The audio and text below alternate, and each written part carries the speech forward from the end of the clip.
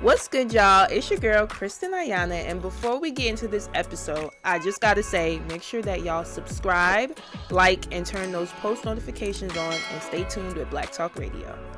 Welcome to Black Talk Radio, hosted by Kristen Ayana. Listen as we discuss the latest in Black culture, Black news, and Black entertainment. What's good, y'all? It's your girl, Kristen Ayana, and welcome back to Black Talk Radio, where we discuss the latest in Black culture, Black news, and Black entertainment. Now, I'm super duper excited because I got a special guest in the building. Who I got with me today? Oh, you got Joe West from the West Side of Harlem type shit, a.k.a. Waco West, a.k.a. little dude from across the street, a.k.a. what's poppin', y'all? Hey! First of all, I want to thank you so much for pulling up on us today. It's a beautiful Sunday. It is. I know you took that trip from Harlem. Yeah, $105 for the Uber, crazy. You know what I'm saying? But it's worth it. Yeah, we here on Black Talk Radio, you know what I'm saying? We talking black, I'm always here. Period. Yeah, she, me. So first things first, can you just talk to us, a little bit about who you are and of course, like what made you start getting into music? Well, my name is Joe West, born and raised in Harlem. I was a college ball player, you feel me?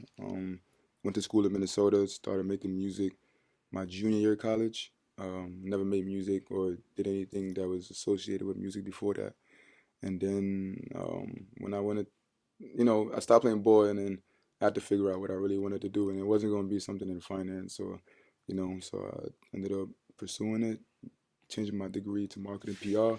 Then after that, I was like, all right, music is going to be that. And then after seeing my boy Sheck West and other people from my neighborhood start to, become big in like the art field, whether it was modeling or music, I was like, let me become a model. So I became a model before I got signed. So I got signed to Maryland, New York, Paris, Berlin, and London. And then the music started to come together. So, music just came from it just came to me. I didn't think I was going to be an artist 10 years ago or 6 years ago. It just happened. So, I just want to speak for a lot of like kids and people that ain't heard, because I used to be somebody that was shy, anxious, loud though, but was never thought that I could be speaking for a bunch of people. But yeah, music just came to me and I want to be the voice of the unheard. So I think I was chosen by music.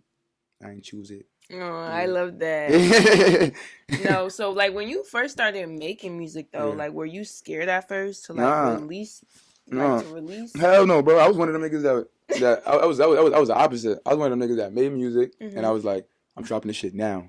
I'm making a video now. I gotta go now, ASAP, because once I started, my boys from Chicago, Arshad and Ahmad, I met them, and I remember when I was in the car with them, they'd be like, "Yeah, bro, you from New York, nigga? You supposed to be rapping, nigga? You ain't supposed to be, nigga. We supposed to be the only ones rapping in here." Because I'm African, you feel me? So Africans, you don't know that many African rappers, artists, unless it's like Akon, Boss, Sheck.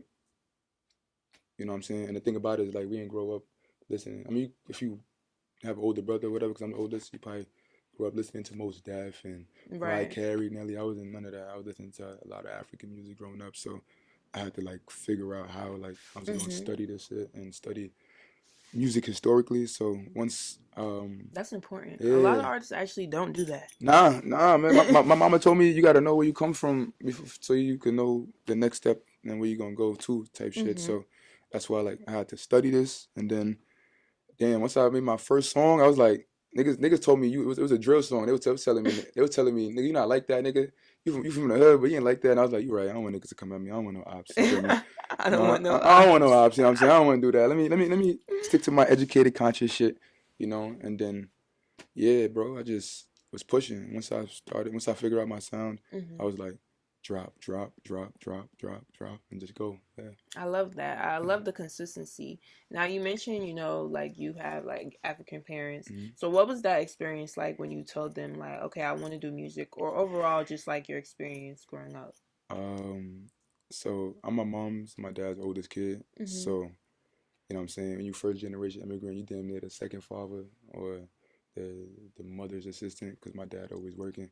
So I was helping raise my little brothers from changing their diapers, taking them to school, helping my mom when she was sick and everything. So, I didn't play basketball during high school just because of that. But then I ended up playing basketball in college when I had the chance and walked on. But yeah, they always looked at me as somebody that was going to like, change the family and, lead them the right way. They didn't think that I was gonna be making music. They thought I was gonna be working at some bank or some shit, or I was gonna work at an ad agency when I graduated college. But then, I told them once I graduated the day after, I said, "Yo, mom, my dad, I'm gonna start rapping. I'm gonna do this." My mom looked at me crazy. My dad looked at me. He just turned his head like, "Man, I'm disappointed. My son, you're supposed to be a lawyer. You're supposed to be this. You're supposed to be that." I'm like, "Nah," And then my uncle was like, "Yo," he was the one that was reassuring me. Like, he was like, "Yo, you can rap?" I was like, "Yeah." And then he said, "You write your music?"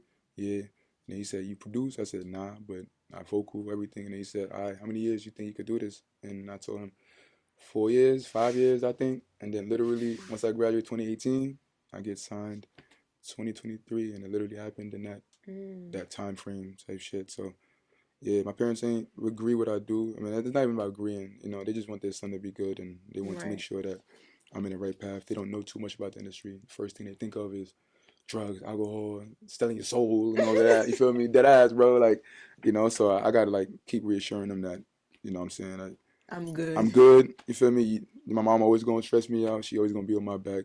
When I'm 70, I'm gonna still be a baby to her. When I'm 80, no matter how old I am, I'm gonna be a baby to her. So she always gonna be like that. So yeah. But my dad yeah, he tough on me though.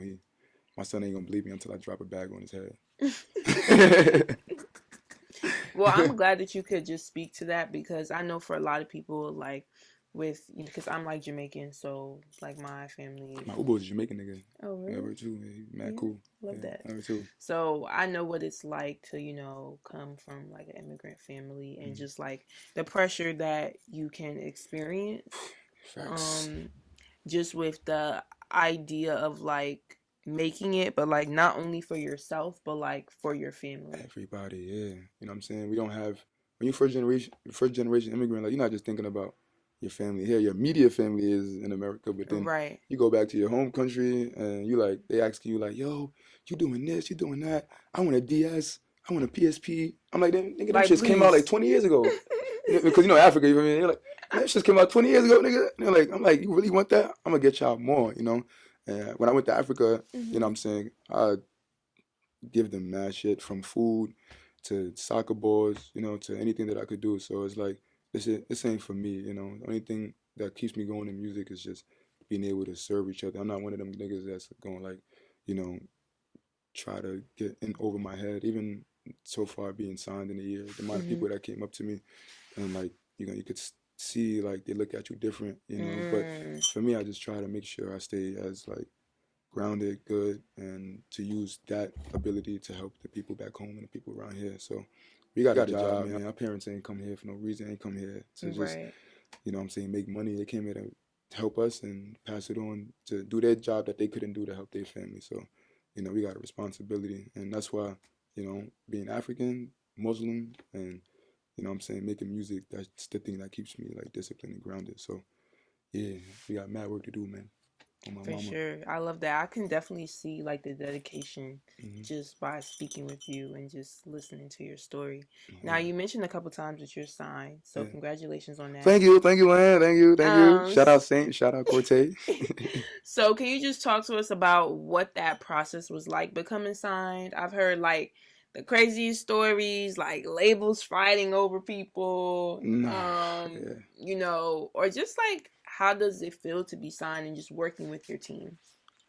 So you see how like I'm like the discipline and everything. That's Mm-hmm. because the way I came up, most people probably have traction. They probably have 20 million niggas on them or 10 million followers or whatever it is. You know what I'm saying? Me, I ain't come off like that. Like I got found off of 800 views. 800 views. You know what I'm saying? Like. Oh, they said we're bringing real A&R back. Yeah, bro. I'm telling you, See? yeah, bro. I got signed up 800 views on my song Genesis. It had Dapper Dan and everything on there. I curated the video and the song and dropped the EP. And then Cortez Ellis, a guy from Academy Records, he hit me up in like June and said, "Yo, bro, I mess with your record. It's fire. You want to be independent or you want to get signed a deal?" For me, I'm skeptical. Like you hitting me on Instagram, I don't know what the industry like. I don't know how they interact with you. I don't know if you're supposed to get an email when they hit you up. I don't know what it is. So I didn't believe it. And then after I think like 3 months, and he hit me up. But I was like, I don't know, man. I'm not sure. And then he hit me up 3 months later in September, and he called me and he was calling me and calling me, but I didn't answer. Then he called me again, and then I answered, covered the video, and it was Saint Haraway from Republic Records in the room, and he FaceTimed me. So I'm hot in the call. I'm like, "How you doing?" And I was on my way to work. I was like about to go to, because when you graduate and you pursuing something, you're not really working in your degree type shit, because you don't want to do that 9 to 9. You know what I'm saying? Because then what I'm saying, it takes away from what you do. So Right. I was doing the modeling, and then I was doing some U-Haul moving stuff. So like I was doing both at the same time. So I remember I was on my way to go move somebody's shit, and the nigga called me. I'm like, word, and then called my boss and told him they told me to come downstairs. They told me to come downtown immediately today because they told me to come. So I called him. I said I ain't coming to work today. Went down there. I see Republic. I closed the door. I called my homie. I'm like, yo, this shit real, bro. This shit dead ass real. And then Courtney and a guy named Saint Haraway, he signed Coil Ray. Yeah, I've heard of him. Yeah. I think I follow him on Instagram. Yeah, he signed Coil Ray, Amine, and Ski Master Slum God. And I pulled up in there, and he was like, where my artist at? And, that was the first time me and him. And he took me to the studio to hear my music, to have a meeting with me. And that was crazy. I still get chills off that because I didn't think that day was going to happen. Coil Ray FaceTimed him that day when we was in the meeting, and he's like, Coil Ray's on the way. I'm like, what? She on the way here? And he's like, yeah, she on the way. And she pull up. So it went from morning, me going to U-Haul work, to a nigga calling me at 12 telling me come down to the office, and then seeing Coil Ray and offering me a deal. And I was like, that's when I knew, like, not when I knew, I always believed in God. I knew God was crazy, but I was like, yeah, now you really confirmed that everything is possible. And then nigga said, we want to sign you. And then Coil Ray came, I took a picture with her, and then she played Players before it dropped. Oh. Yeah, bro, I heard that song before it dropped. Like, literally that day I heard it. She played Players and some R&B joint that she dropped in December that year. So I was like, and I didn't know that was going to be the song that was going to be her thing. So she showed me and she said, what do you think about it? And I said, because I like conscious and like old school sampling things. And she was like, I told that shit fire. You know what I'm saying? Comparative, because I'm into music, but I was like, that was fire specifically. And then that ended up being lit. And then, yeah, man. And shit, that's where everything started. Yeah, 800 views, man. 800 views, man. I started with 28 monthly listeners. Now I got like, I think 112,000. That's amazing. Yeah. But it also is like, why I always tell people, like, just release your content. Because you really don't know who's watching. Facts. You could, like, I feel like it's so easy to be in this era of like, okay, I only got 10 likes, so I'm done. But it's like the moment you stop, you're never going to get to that 1 billion likes, right? Because you quit while you're ahead. That car gonna be parked up on the side doing nothing, just getting up dust. You know what I'm saying? You want to drive, you know what I'm saying? Get in a couple of accidents. You might see Mariah Carey over there, fix the car up, drive, might go to Walmart. Like, you know what I'm saying? You got to go, and shit, bro, it's like niggas be, once you get signed, people be like, y'all can't wait to get $1 million. Nigga, I'm like, that's the goal, but I'm like, shit, I can't wait to touch 500,000 views. I can't wait to touch 2 million views. I'm still going off the little things that I didn't touch because everything went up too quick.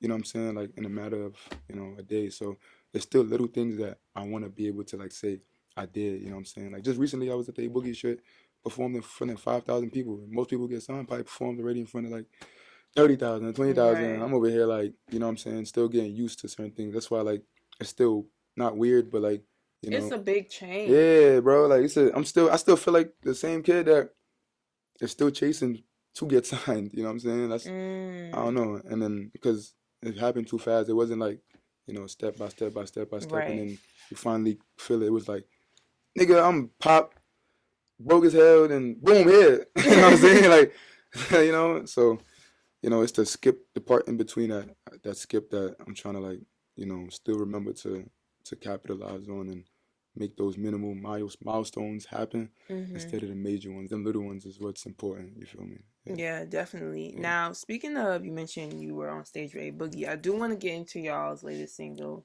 Switch. Is it right? You fuck with it though? Yeah.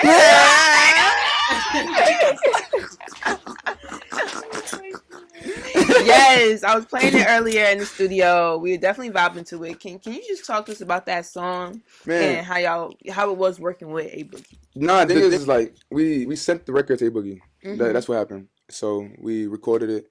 We made it happen, and then after that, he was supposed to get on a song called Demons, and I wanted him on that. And everyone that heard the song Demons thought he was gonna get on that because it was an A Boogie type vibe. Like, I mean, they both is vibe, but the Demons was like New York gritty, like you feel me? And then I think gonna get on that. And then my A&R or the person that found me was doing a project with A Boogie and someone else I can't say Mhm. because they whatever. And then they were doing a project, and then he ended up just showing my song, and then that's when they were like, "Yo, bro, send that," you know. So they Mm. sent Switch and Demons, and then he came back to me and said, "Yo, I want to get on Switch. Switch is hard." So I mean, Mhm. A Boogie. He's already been in the industry for a while, where he heard the formula already. So I already know Right. he like, nigga, this is gonna be the song that's gonna do his thing. So nigga sent me that song. I was like, oh nah, this shit hard. I actually like him on Demons. I mean, on this instead of Demons. You feel me? And then you feel me?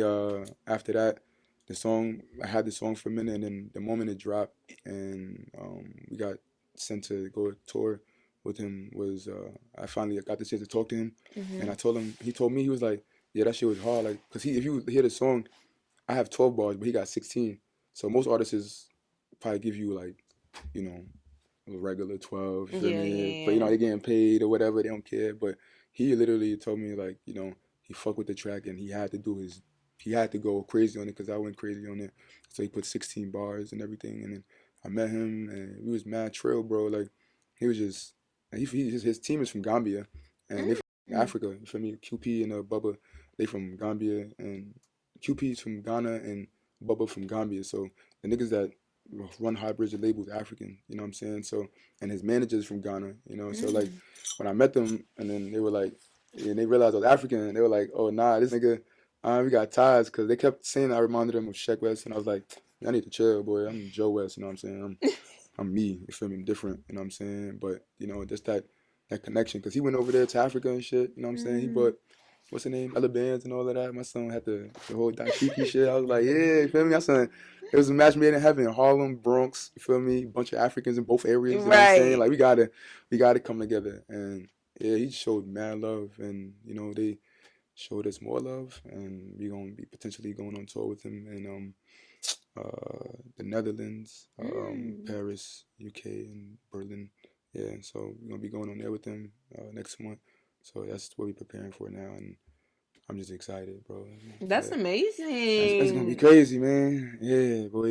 In Europe, and plus it's like it go hand in hand because I'm a model. I'm known out there as Mhm. a model type shit. You feel me? So yeah, so it's gonna be showing people I do other things. It's gonna be fire. No, that's Yeah, dope for yeah, sure.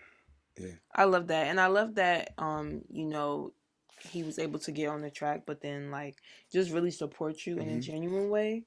Cuz how would you say like being a new artist in the industry, like do you feel welcomed or do you have like any moments of maybe like self-doubt and like how do you navigate that? Um, my team that I Mhm. have, like, I don't know, I don't know. God put me in one of the most like blessed positions. Like, I ended up having Saint, Mhm. Cortez, Danielle, who's the vice president of Uptown Records and the EVP of Republic, Mhm. Monty and Avery Lippman, like the founder of Republic. Like these guys, like, you know, from somebody who's like, like I said in interviews, sometimes I have self doubt. I'm like, why do these niggas believe in me when I don't even have that much? You know what I'm saying? Like, what is it that they see? You feel me? So, and I know it's things that I see, but I'm like, what is it that they see? Because they're like, you're gonna be doing this, you're gonna be doing that. Mm. Monty and Avery talks great about me, and then like, you better be working hard, and you're gonna have to make sure you represent Republic the right way.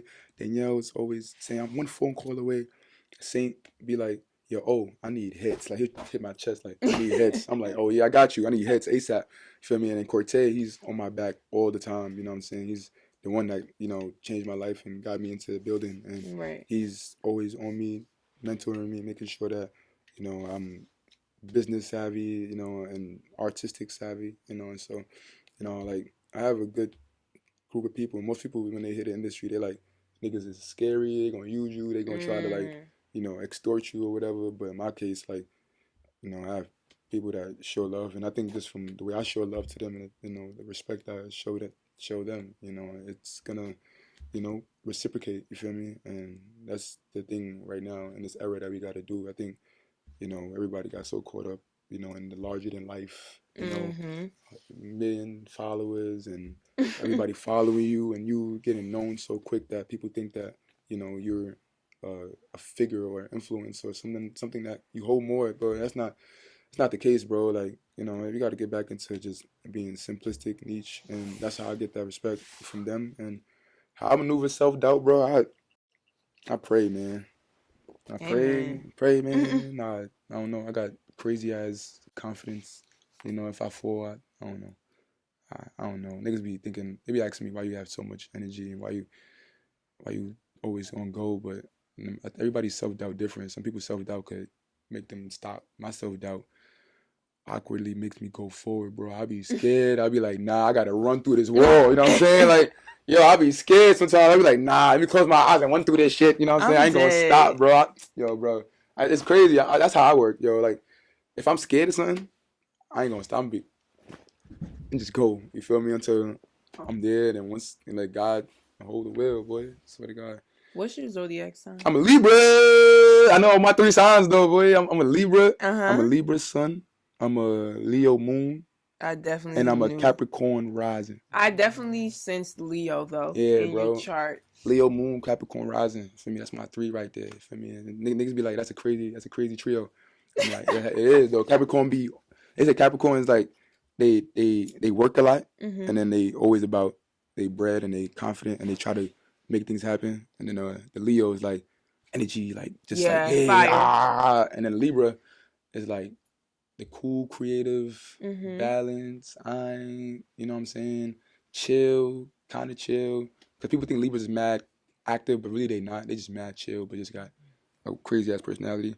You feel me? So, yeah, like, yeah, Libra, Leo, Capricorn. That's great trio right there. Okay. I know my 9 though, but I ain't gonna read all that. You know wow, you know more than me. Hell I only yeah, know my boy. big 3, but my big 3 is all Sag. What? My mama Sag. What's her birthday? December 19th.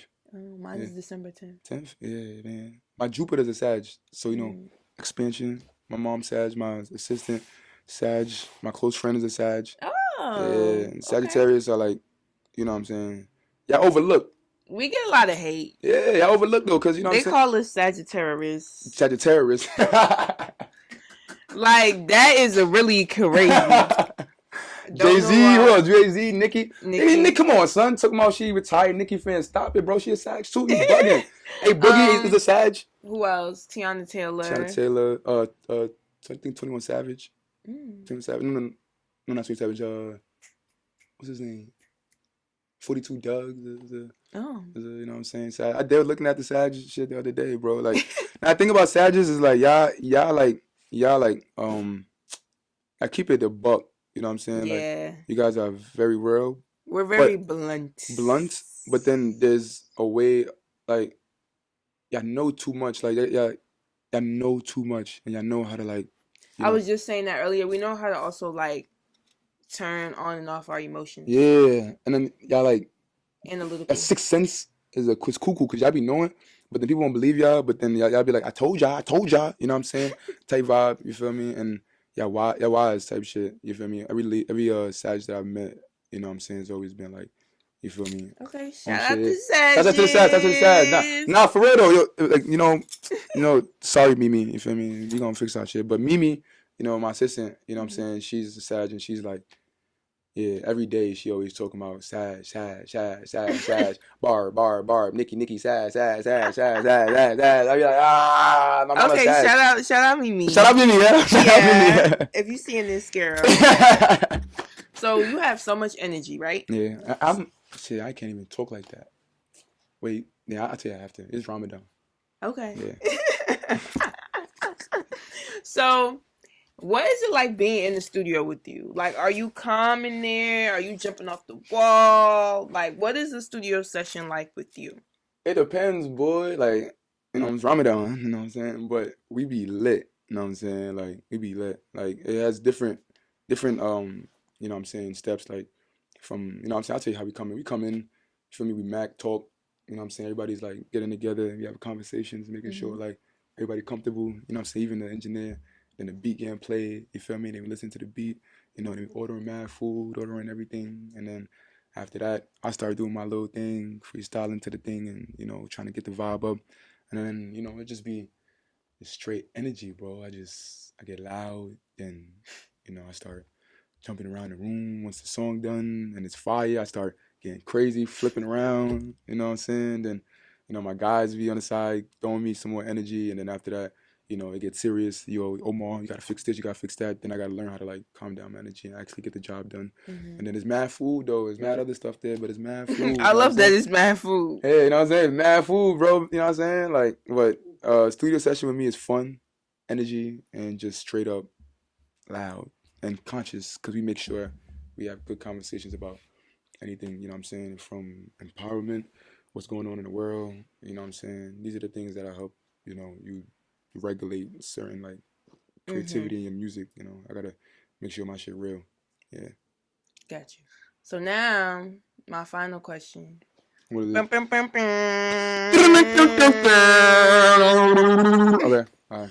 If you could leave your supporters with one thing to remember about you, what would it be and why? One thing to remember about me? One thing to remember about me. Like, what? This one always gets everyone. Like, they be in deep thought. Yeah, bro. To remember about me, man.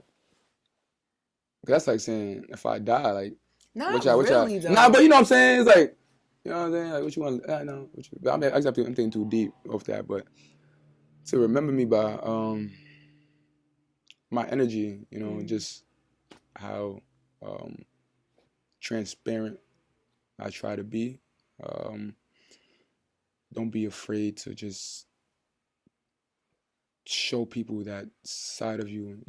We in a time where people are, they're afraid to, express because of the way people are going to judge them, or they're afraid how the whole world going to look at them, especially with socials and, the interconnectedness that we have in the world right now. People are scared, but I think, we just have to remember, and the way I move is like, I'm comfortable with sharing my deepest secrets because at the end of the day, it's like, we all serve each other, you know what I'm saying? Like, from everything in this room that you guys, and then from the table and everything here that's made, it was made by a human for y'all to record, and then clothes and everything for me to be here and talk, and God doing stuff. Like, everything is all service and stuff. So it's like, remember, we are working for each other no matter what you think. Like, you're not doing anything by yourself, even if you think you are. So transparency, being real, and just like being you, as cliche as that sounds. So yeah, remember my energy. Remember Joe West. Remember Harlem. Yeah. I love it. I love how people from Harlem, they're gonna let you know. Yeah, remember Harlem. I just want to thank you so much for chatting with me. We're gonna bring you back, okay? Thank you, girl. Yeah. Let everybody know where they can follow you, tap in with you. You can tap in with me at Joe Westington on Instagram. You can tap in with me at Joe Wicked West on Twitter. Snapchat, @black_17. Joe West on Facebook. I don't think I have any more socials besides that. But if I do create some, I'll lead you guys that on one of those pages. Thank you very much. Yeah. Thank you. You got the cameras.